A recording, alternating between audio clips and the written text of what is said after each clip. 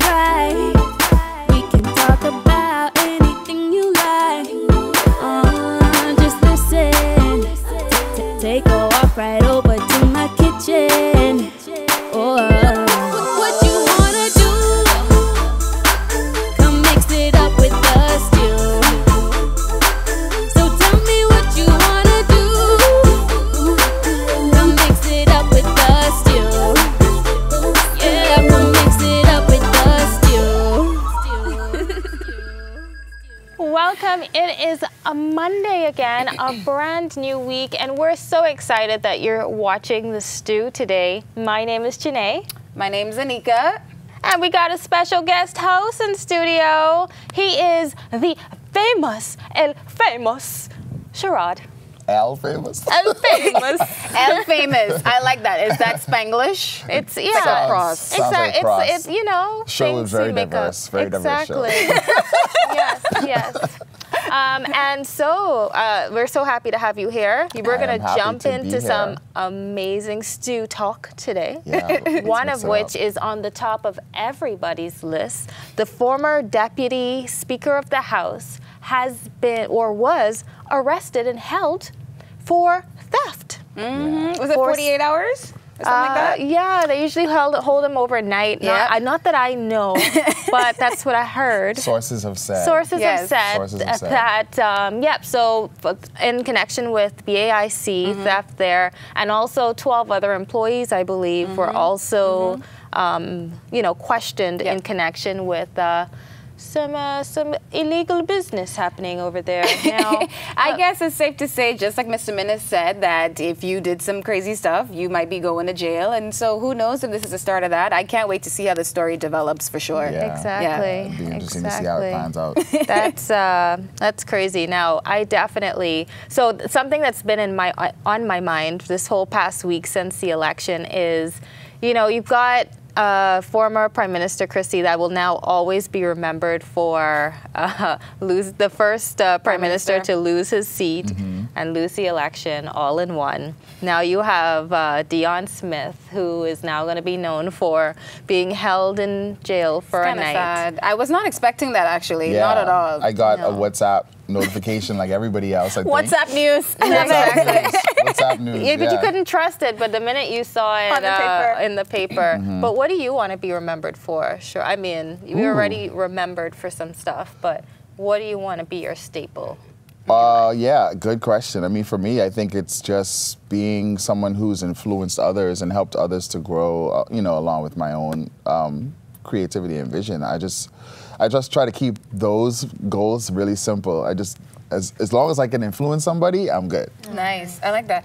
I would want to be remembered as the girl who never uses her indoor voice. I come in and it's like a really aggressive, offensive sun ray. And I'm not sure that's a very great description of what I want to be remembered for, but I want to be remembered as the girl who is like sunshine. Okay, I imagined actually putting on my sunglasses to look at you. Right, I mean, get into it. Why not? That's a very aggressive sun ray right there. Yes, yes. It's bright. She's bright over there. Just bright and these teeth, the bald head, the color. Exactly. Yeah. What about you, Janae? You know what? This is something that I'm not sure of. I think it'll come, but I definitely want to be remembered for all of these businesses that I keep starting. One of them has to pop off. Yeah, one got to flourish. But definitely as an entrepreneur, someone who has been able to grow from the bottom and then eventually give back. So it's somewhere in there. Yeah. And I'm getting to that age where something's going to work. All right, nice. Now, I want to switch gears a little bit. I was reading this article on Cosmopolitan, and the writer asks this question, that if you were dating someone and you have a child, and your child doesn't like your significant other, what would you do? Would you break up with this person? Would you continue? I mean, that's a pretty sticky situation to be in, right? So Yeah. I don't know. Yeah. I don't know. If I shed some male perspective on this, because I'm actually in a relationship where I have a stepchild, and you know, we have an awesome relationship because over the years we've grown together, and so I think that has helped a lot. But I do know some other guy friends of mine who are in relationships where the child isn't theirs, but has not responded to them as much as they would have liked, or as much as their significant other would have liked. Some of them kind of stick around and try to, you know, it's a not a working day process, but a day-to-day process. But I know that most guys find it very difficult to be in relationships like that, you know, because you want your significant other child to like you and grow to love you, especially if you love your significant other. Yeah. So it's a tough one. It's a tough one. Definitely. It's a tough one. Yeah, I mean, I think there needs to be a conversation, and the guy needs to try. First of all, I let him try, let him really put in the effort to get to know the child. I mean, if it's to that point in serious, because you don't want to really jump into it too fast. Right. But if you've decided that you want to make it work, you've got to have that conversation. You know, at this point, I don't think you've put in enough effort to really understand or grow. But if nothing ever happens after that, then you got to cut that off. It is a conversation, though, because on the flip side, you know, your child or the child in the relationship could take to your significant other really, really well, or not. But again, it's just about having a conversation and sitting down. Circumstances will be, I mean, the biggest part of that. You know, wherever you're at. All right, so moving on over, grad season is upon us, or almost grad season. Almost. Yep, and so students are getting ready to leave college and high school, and it got me thinking back to my dreadful days in high school. My most dreadful days, and I loved primary school and junior high, but senior high was the pits for me. And so, like, what were some of your best memories from high school and your worst memories? That's very sensitive. You know, like... Sinead's like, oh. I know, it's a very sensitive topic because, you know, high school kids are not nice. Right. No, especially Bahamian high school kids. They are the worst, like the bullying. And, you know, kids don't really care. Like, now that you're older, that you're all cordial, but you're like, you used to beat me up, crazy person, you know, like mentally. So that for me, I felt, you know, I was a bit of a nerd, a bit of a weird looking kid. You weird looking? I can't even imagine that. It was rough. It was rough. She kills me. So those are my, like, tough memories from high school. What were some of your best? Some of my best. Graduation day was amazing. Like, getting out of there. Yeah, I know. That was like the best day ever. See you later. That was it. Like, graduation day was like my last day in this uniform. I'm gonna mess it up. Yeah. I'm gonna get paint on it and get writing on it, everything. That was like the day to remember. What about you, I think a lot of people share those same stories. I mean, like, I was a complete nobody in high school. I just went to school, did my work. I can't. And went home. You know, I had my fair share of bullying, and you know, I wasn't like the jock. I wasn't on any sports teams. So I was just kind of like stuck in the middle where no one looks, you know, that dark corner. So I would say for me, just looking back, those were kind of like down times, but graduation was great. I was happy to get out of there. I could wear my own clothes. It's terrible. It's terrible. My worst memories, boy. Wow, there's a lot. There's a lot. I definitely say the first day of the 10th grade, and I told my parents, I was like, I really don't want to go. Like, I wanted to start working after my 9th grade graduation. I was like, I want to get out there in the world and work and build a business. And so every day of high school for me felt dreadful. It felt like a waste of time. Yeah. So a lot of my worst memories were, I didn't fit in. People told me I talk white. And people, you know, gossip. Like you said, high schoolers are very mean. And to make it worse, I think I fell down once on the stairs. And you know, once you fall, people don't forget about that until someone else falls. Right? Yeah. So you waiting for like someone else to be embarrassed so you could just move on by it. And then yes, I had my first like meltdown also in senior high school because I was head girl, and Yeah, that came with a lot of pressure. My mom would like kick my door, like, "Are you studying?" And I'm like, "I'm not." I hated it so much. I hated going to classes that I didn't like, all that garbage. But my best memory from high school, I think I found myself a little bit. I think I found exactly what I didn't like and what I didn't want to do. And I think one of the best ways to figure out your purpose in life is to first learn about the things you don't like and don't want to do, so you can be pushed into the direction that you know you want to go in. Sure. And so I really got a clear vision on what I can tolerate, what I'm willing to put up with, and sacrifices I'm willing to make for my future. Yeah, so it was a defining moment for me. Oh my goodness, that's deep. Pretty Agreed. deep. I know Yeah. high school, I mean, but half of us don't find ourselves till 40. Yeah, That's true. That's Yeah. very But you true. keep finding yourself every day. Yeah. Yeah. All right. So we had some other interesting finds. This has gone viral a little bit online, but we were browsing the Forever 21 website, and there seems to be a dope color block windbreaker with the Bahamian flag on front for sale. And the color, so shockingly, Yes. blue/black. Blue/black, But as described. I mean, just ignore the fact that there is the Black triangle, triangle, and then there's yellow. the yellow stripe, blue, aquamarine. aquamarine. Aquamarine. Yes. Sorry. Yes. Yeah. Dope color block. Yeah, the color. We're Our a flag is we're a color blocking nation. Yeah. Yeah. We color I block mean, all the time. we had the junglist before the junglist even existed. We did. Whoa, my God. We did. You know, I had a real problem with this. How did that even happen? How? Like, how do you take a country's flag and make it a fashion no trend? other country's flag is on the website. Seriously, like, who? How? How, Sway? There, Wouldn't it be funny though if they really didn't know? And they were just like Really? coming up with the design. I and think Really? someone probably does not know. Really? I chalk it up I'm to pretty ignorance. sure. Maybe the person who uploaded it and wrote the description clearly They don't don't know. know. Yeah, They were I like, can't we won't do even that. call it a Bahamian flag, windbreaker. Color block. Dope. Dope. Color block. Yeah. Operative word here, dope color block. I'm really upset about this. You know, one, I think it's a complete disrespect to our flag and all that. But, you know, I've heard stories before about even in China, them taking our conch shells and making like really expensive creams and things like that. So, yeah, I'm very offended. And I feel like you can't do that to Americans. I can't walk around with an American flag dress. Oh, sell it on the website here. Call it like stripes and Dope stars. star. Dope star windbreaker.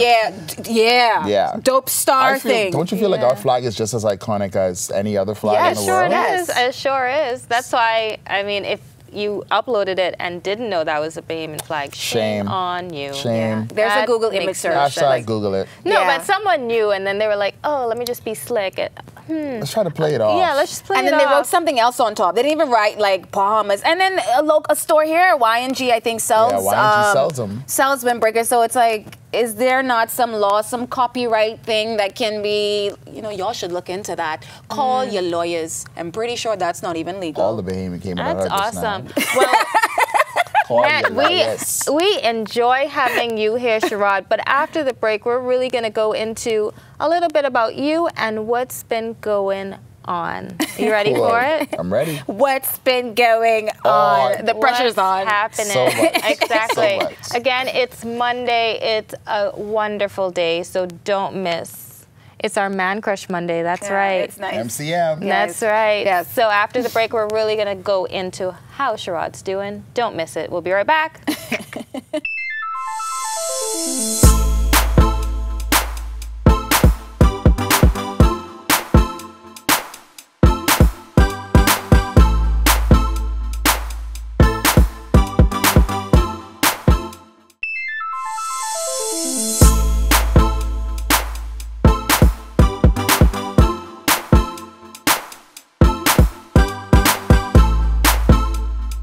Thank you so much again for joining us for the stew. We are more than delighted to still have Scharad here, mastermind photographer, DJ, cool guy, stylisto.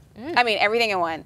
He's here with us today. Stylisto. We are so That's honored a to new have word. you, Is that stylisto. Yeah, because it's like the male That's version. our word for the day. Yes, man. I made That's it our up word on for the day. spot. How you doing, Scharad? I'm First of all, good. thank you so much for joining Thanks us. for You having always me. look so dapper. I like this look. It's like cool, casual. I took a shower this morning. That is so important. Yeah. That is crucial. That's like the a part first of step. life. Yeah. you need. Now, Scharad, I mean, if you live in the Bahamas and even abroad, it's fair to say that everybody knows who you are. You have been in the photography game for quite some time. We've seen such incredible work from you over the years. And so, first of all, congratulations for how far you've come. Thank you as as a photographer, graphic artist. But please tell our audience a little bit more about your humble beginnings, if you may. Yeah, definitely humble, because I mean, this year makes 10 years that I've been a photographer. Seems like a long time, but it feels like it hasn't been that long. So I started out just doing like a introduction to photography class in at Scharad, where I went to school. And ironically, like, I didn't like photography at all. Yeah, like, wow. I hated it because technically I was not good. Like, my photos would either come out overexposed or underexposed. So really? yeah, I was horrible at it. I almost dropped the class. But you know, my lecturer kind of encouraged me to keep pushing, because she saw that I had good concepts, but I just needed to apply that to the technical side. So I got better at it. Still wasn't really too much interested in it. And so once I moved back home, I got a job immediately, it seems, as a graphic designer. That's what I got my degree in. And so as time kind of developed and moved on, I guess photography started to move its way slowly back into my life. And so I started to do it a lot more as a hobby, and saw where I loved the freedom that it gave me. Creative freedom, because I could do whatever I want to do, take pictures of whatever I wanted to take, and not have anybody over me saying, do it like this, you know? Exactly. And I love that freedom so much that I quit my job, and so 10 years later, I'm a professional photographer. There you go. So as an entrepreneur, as such, how do you keep your work fresh, or how do you continuously, I mean, after 10 years, still try to come up with such amazing ideas and reinvent yourself, brand yourself? Yeah. Well, for me, it's, you know, I get bored very, very easily. So for me, it's always about constantly stimulating my mind with the things that I see and the people that I meet and the places that I travel. And actually, I love to travel, and that kind of feeds my inner spirit, my creative spirit, because I get to see other styles, other forms of photography, architecture, industrial design, automotive design. So like all these things are feeding into me. And I have these random ideas that just come up, and I'm like, okay, I think I want to translate that through my own work. Yeah. And I believe that reinventing yourself is very important as an entrepreneur, because it keeps, like you said, fresh. It keeps your work fresh. It keeps it new. And I'm always telling people who are in the business and not in the business, you know, it's always about growth. You have to continuously grow yourself, grow your mind, grow your work, especially in a creative field where you have a saturated market like the Bahamas, and especially now. So I have to constantly keep growing and reinventing myself and coming up with new ideas to stay relevant. Now, about the growth, though, I remember when you were doing those e-sessions that pretty much went viral every time you did it. So, and I've seen the revamp of your website, the way that you've successfully added a digital element to photography. So, you know, first of all, I'm blown away by it, because you just never know what to expect. Yeah. You know, and I still kind of want my e-session when it's my time, because that was like legit. Yeah. But tell me, what were some of those creative processes like for you to execute when you think, oh, I know I take pictures, but I'm going to add a video element today, or I'm going to have a video guy on set today. Yeah. Like, tell us more about that creative process. Well, I mean, I've kind of always been into multimedia, because, you know, graphic design is really just about how you communicate a message, or how you communicate a story. So imagery was always a part of what I did. Videos were always a part of what I did, because you can apply graphic design to both of those platforms. And so when I started to do it for myself, I said, you know, well, it would be interesting to add this element, to add the next element, and give people a dynamic view of a story. Because as a photographer, no, it doesn't. Because as a photographer, that's basically what you're doing. You're telling a story. And so I just found other ways to tell the same story. Nice, and you did it successfully. Thank now, you. you talk about also your love for travel, and so that's another thing that I've seen from you, that you've not just taken photos in the Bahamas, but you've been to places like New York and Toronto, you go to trade shows. What kind of advice would you give to other photographers or entrepreneurs when it comes to exposure? Because I think a lot of people are content with being a big fish in a small pond, but you've completely shattered, that ceiling. What is a fish? That's what what is a fish? I can't stay in one place too long, and so I'm always traveling somewhere, whether it's for work or just simply for pleasure, because I believe that the world has so much more to show you, and we are such visual people. Everything that we see influences us in some way, whether it's clothing or a movie, a film, photography. And so I travel because I get to see different things, and big cities, smaller cities, they all have something different to offer. New York has a completely different vibe from Toronto, which has a completely different vibe from Miami, which has a completely different vibe from Jamaica. So, you go to all these things and you just suck up all this goodness. Draw that inspiration. Exactly. I like it. So, you do it well. So tell us about let's say, the most interesting shoot you've ever had. Boy, hard question. The most interesting shoot I've ever had. I know for me, one of the most, I would say not interesting, but most memorable shoots that I've ever done was of Andre Chappelle, who recently passed, because I did my first art show or photography exhibit. I used him as the, I guess, spokesperson for the show, and back then he was homeless. And a lot of people knew him as the guy who was around Kentucky or McDonald's, and I'd never met him before ever, but I knew of him. And so just randomly one night I was driving and he was crossing the road, and I stopped my car and I said, "Hey, I'm looking for you." And he was like, "Hey, I'm looking for you too."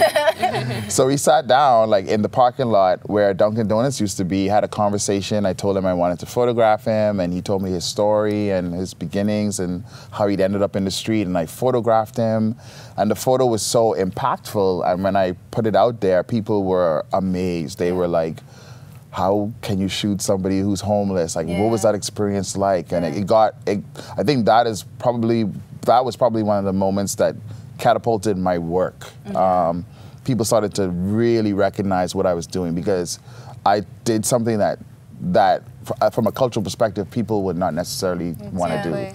So for me, I think that was probably one of the most memorable shoots. And then from that experience, he changed his life. He got back into the church, started giving back to the communities through different programs. And a lot of people come and tell me, still to this day, we think that you entering his life or vice versa kind of helped him to want to change his life.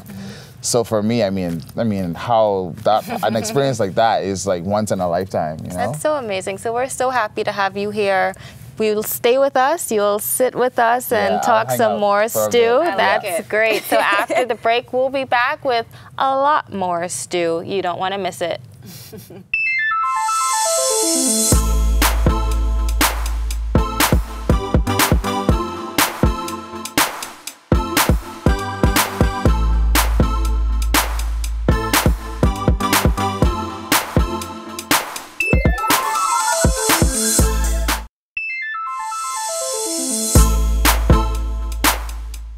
It's your Fab Frugal tip on this marvelous Monday. Now, if you went to school 10 years ago, you definitely wouldn't have taken any courses for these jobs. Today, we're talking about jobs that barely existed 10 years ago. First is the iOS developer. Now, Apple announced the iPhone in 2007, and then third-party development took off in 2008 when people can build apps around iOS.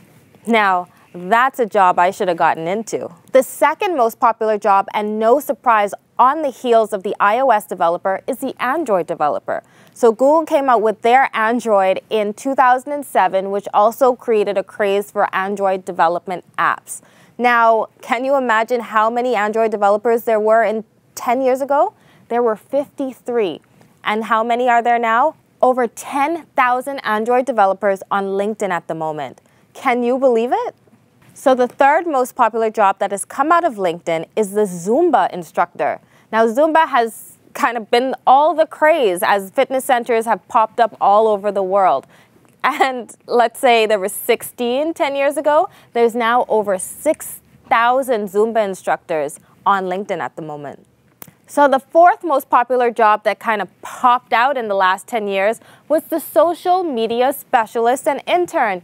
Yes, so Twitter, LinkedIn, Facebook, all of these great platforms came out between 2003 and 2006 and hit a peak around 2008 where these jobs just skyrocketed. So now if you want to be a social media specialist, well, hey, you just need the right tools to get with it, take great photos, all that amazing things. Anika knows a lot more than I do, but it's definitely one of those jobs that have come out of nowhere from 10 years ago. If you're looking for a job in 2017, look between the lines, find a need, and see if you can fulfill it based on a job that you can create.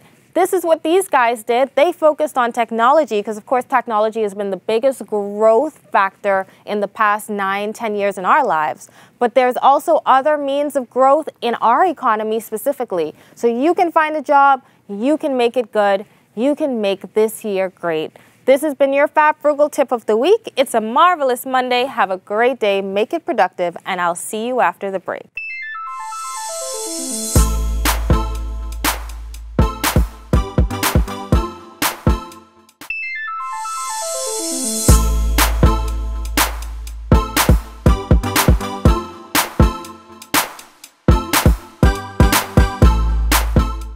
Thank you so much for joining us for yet another episode of The Stew, and thank you to our Man Crush Monday. Hey. Scharad, you know we forgot to ask you.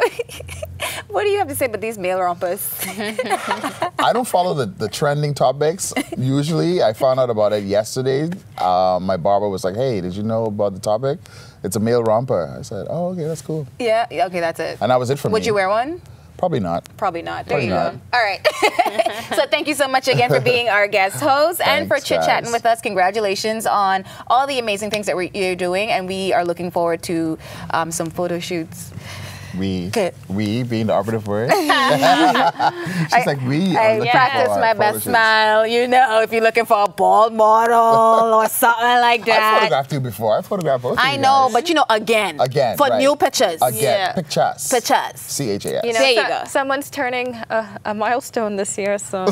Hey, freebies. You heard that. Keep throwing out all these hits. Yes. Cool. So thank you once again for joining us. Once again, watch the episodes of The Stew that you've missed on YouTube, on Facebook at ILTV Studios. It has been a complete pleasure being with you. I'm so tongue-tied all of a sudden. Yeah. Being with Sounds you. like a song. It does. Remix. All right. Catch you guys later. When the vibe is right.